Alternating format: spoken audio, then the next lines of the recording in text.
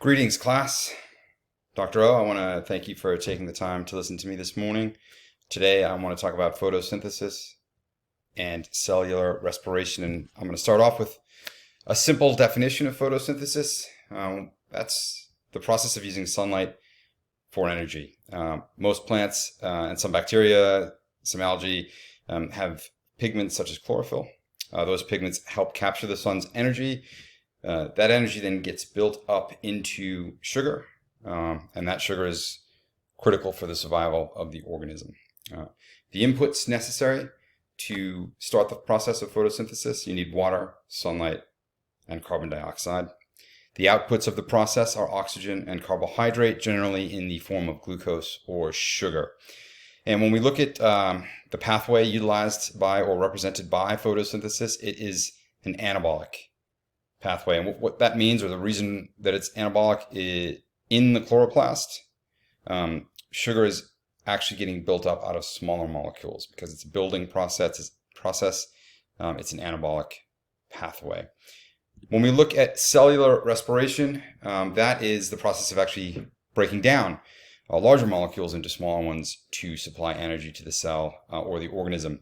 And so when that process happens, that energy actually needs to be captured somehow so it doesn't get wasted.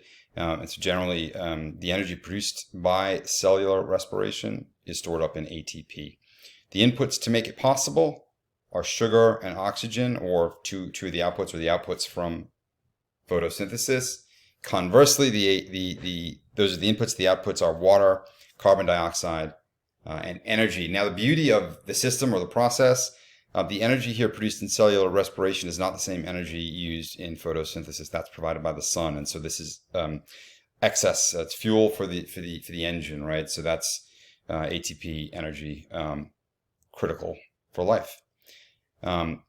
Respiration takes place inside the mitochondria, and it's a process of breaking down sugar into smaller molecules. There is something on the front end called glycolysis, where there's some adjustments done to the molecules before it enters the mitochondria, potentially enters the citric acid cycle, and you've got continuous production of ATP. I think I read that, I guess in a perfect system, you're looking at about 36 units of ATP.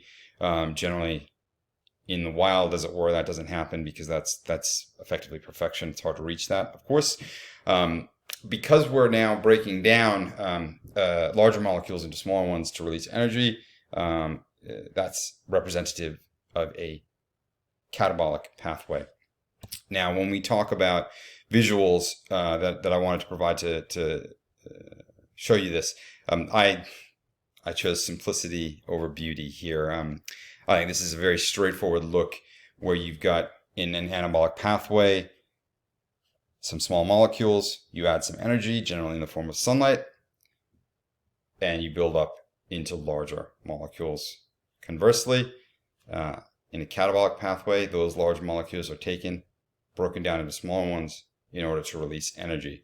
So pretty straightforward when you put it this way. This really helped me get my head around the process, so I hope it helps you as well.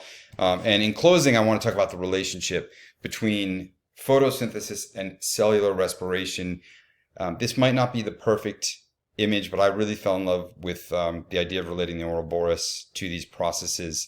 I think the major hole in this image is really somewhere over here. We should have the sun shining in, because if you look at it, I guess on a universal level, right, the reason why the Earth isn't moving towards entropy is because we have a consistent and almost limitless supply of energy flowing into an otherwise closed system, which actually moves us away from entropy. It's similar here at the molecular level.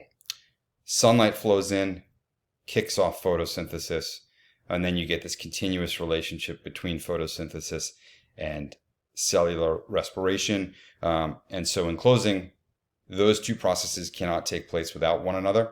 And really, those processes are effectively responsible for almost all life on Earth. And with that, I'm going to close it out. Take the time to thank you for listening to me. Any questions, thoughts, or feedback that you'd like to add or share, please let me know. And have a great rest of your day.